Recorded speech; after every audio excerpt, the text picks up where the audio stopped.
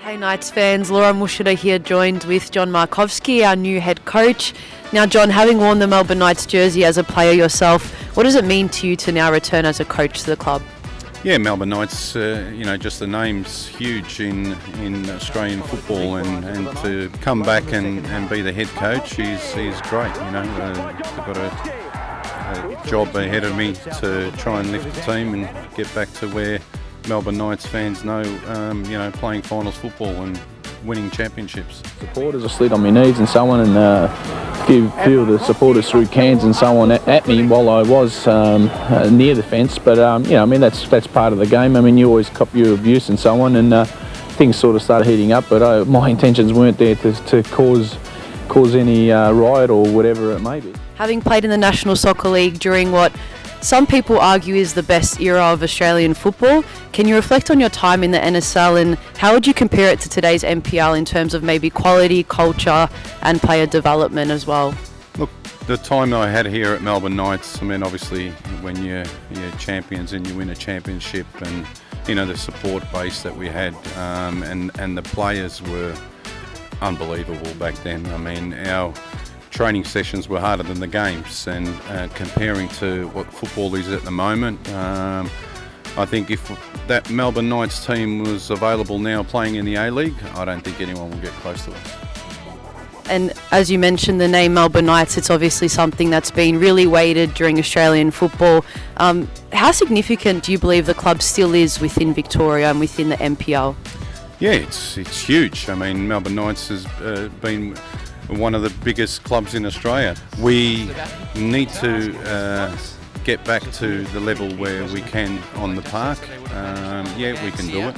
It's my job to get the best out of the players that we've got at the moment and try and get as high as we can. And hopefully the supporters can come and back us week by week. It's an important game on Friday. We've got South Melbourne at home, so it's got to start from this Friday onwards.